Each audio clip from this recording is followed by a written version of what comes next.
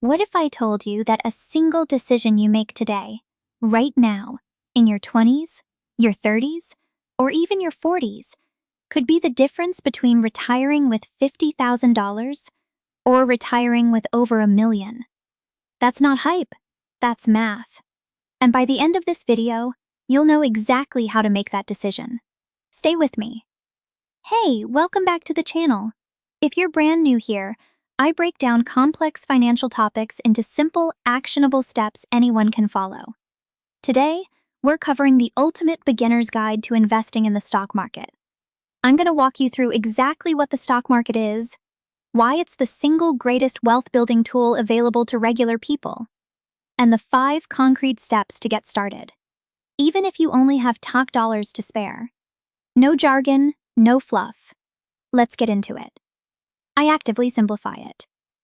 Imagine you own a lemonade stand. It's doing really well, so you want to expand. You need money, so you sell tiny pieces of ownership in your stand to other people. Those pieces? Those are stocks. Now multiply that concept by thousands of companies. Apple, Tesla, Amazon, Nike. And you've got the stock market. It's basically a giant marketplace where people buy and sell small pieces of publicly traded companies. When you buy a stock, you're literally becoming a part owner of that business. And if that business grows, your piece becomes more valuable. Simple as that. This means that I drop it off to the missions when they're going to you. Why should you invest? Now you might be thinking, why not just keep my money in a savings account? Great question. Here's the problem. The average savings account in the US pays about 0.45% interest per year. Meanwhile, inflation, the silent killer of your purchasing power, averages around 3% per year. That means your money in a savings account is actually losing value every single year.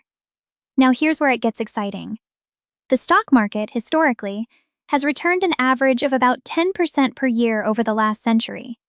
That's after all the crashes, recessions, and pandemics. Let me give you a real example. If you invested just $200 a month starting at age 25, with an average 10% annual return, by the time you turned 65, you'd have over $1 million. Your total contributions? Only $96,000. The rest, over $900,000, is compound growth working for you while you sleep. That's the power of starting early. Shekel for maybe. You invest the same amount of money on a regular schedule, say $100 every month, regardless of whether the market is up or down. Some months you'll buy when prices are high, some months when they're low. Over time, this averages out and removes the stress of trying to time the market. Studies consistently show that this approach outperforms most people who try to predict the perfect moment to buy. Consistency beats timing. Every single time. Section 6, Step 4. Think long-term. Step 4 is to think long-term. This is probably the most important mindset shift. The stock market will go down. Sometimes it drops 10%, 20%, even 30% in a single year. That's normal. In fact, historically, the market has experienced a major correction, a drop of 10% or more, roughly once every 1.8 years. But here's the critical part. It has always recovered, every single time. Investors who panicked and sold during the 2008 crash locked in devastating losses. Those who held on, or better yet, kept buying, saw their portfolios not just recover but multiplying in value over the following decade. The stock market is a device for transferring money from the impatient to the patient. Write that down. Step 7. Step 5. Avoid these common mistakes.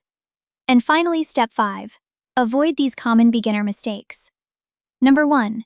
Don't invest money you'll need within the next 3 to 5 years. The market is volatile in the short term, so keep your emergency funds separate. Number 2. Don't chase hype stocks you saw on TikTok or Reddit. By the time it's trending, you're usually the last one at the party. Number 3.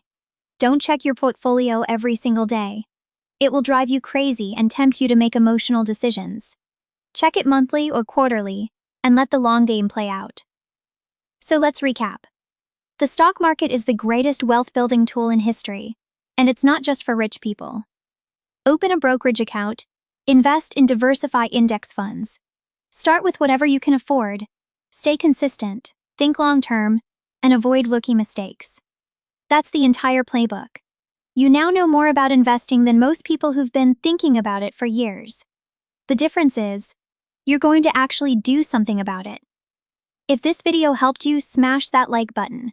It really helps the channel grow and lets YouTube know to share this with more beginners who need it. Subscribe if you want more no-nonsense financial guides. And drop a comment below telling me, what's the first stock or ETF you're going to invest in? I read every single comment. I'll see you in the next one. Until then, invest in yourself first.